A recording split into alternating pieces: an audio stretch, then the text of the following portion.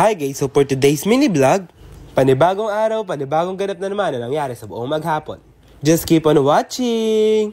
Kinaumagahan nga ako, naunang nagising dito sa aming magkakaklase. Dahil todo grind nga sila sa pag-e-edit, kaya ako nga naunang nagising dahil maaga ako natulog. At sobrang sipag nga ng production namin dito sa Rizal. Dahil mulat kami umaga hanggang gabi at pagod na pagod nga kami. Pero ayos lang yon para sa grade at sana maging worth it lahat ng to. At niligpit nga lang dito nila yung billiard na pinaglalaroan nila para maging malinis ang lahat. And thank you ulit Sir Gavin dahil pinagamit mo sa amin tong billiard na to. At thank you din kay Kalo dahil sinama nila kami dito. At sobrang ganda nga ng bahay nila dito para kaming nasa resort. At fast forward nga, pumunta nga lang ako sa theater room para tignan ko yung mga klase ko kung gising mo ba sila. At ang sabi nga, mag-uumagahan na kami kaya pupunta na ako sa kusina nila. At kinuha ko nga lang dito yung basa para may iinuman yung mga kaklase ko. Kasama ko nga lang din mag-prepare si Jerome. At ang sabi ko nga, ingatan yung plato, baka 20,000 na yon. Kaya hawakan niyo na mabuti, baka mabasag niya ka ako. At parang ang puyat na puyat nga ako dito dahil yung mata ko nga parang namamaga yata, oh.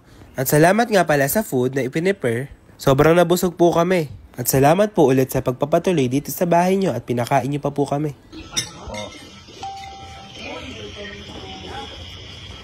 Ano yan?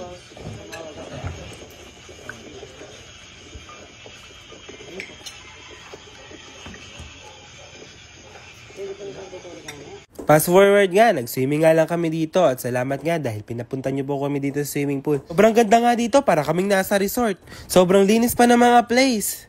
At pumunta nga lang ako dito dahil may init nga yung tubig dito dahil medyo sinisipon pa nga ako pero pinilit ko pa rin mag-swimming dahil gusto ko nga mag-swimming. At nakakabis ka yung training namin every Monday. Kapag nag-swimming kami, sobrang init na init nga kami nun. Parang gigil na gigil yan mag-voice over. Baka Emilian. At pinipilit ko nga dyan umalis pero hindi ako makaalis dahil nakapakat nga sa akin. Sobrang hirap nga. Kaya eto nga yung nangyari sa akin. Nagkalabuga ako dyan, oh. At tawa nga ako sa nangyari kanina dahil hindi nga ako makaalis. Kaya ayun nga yung nangyari. At nandito nga lang ako sa gilid dahil mainit nga dito.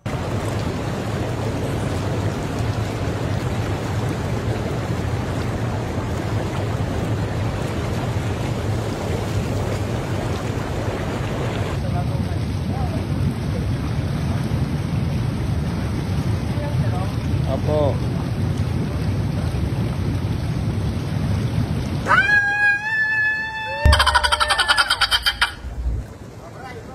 At yung umangat talaga yung ano ko.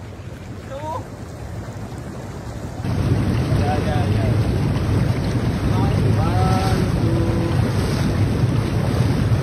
Hello. Ano yan?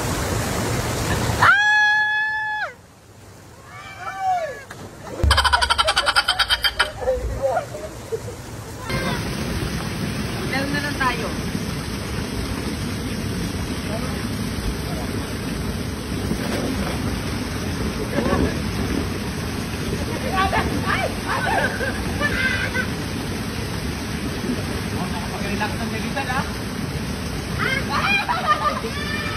Fast forward nga, nagbihis nga lang ako dito ng pang school namin dahil may pasok pa nga kami. At sobrang ganda nga ng experience na nangyari dito, di namin makakalimutan to guys. At thank you nga po ulit kay Sir Gavin dahil pinatuloy niya kami dito at pauwi na nga kami dito guys. Thank you for watching!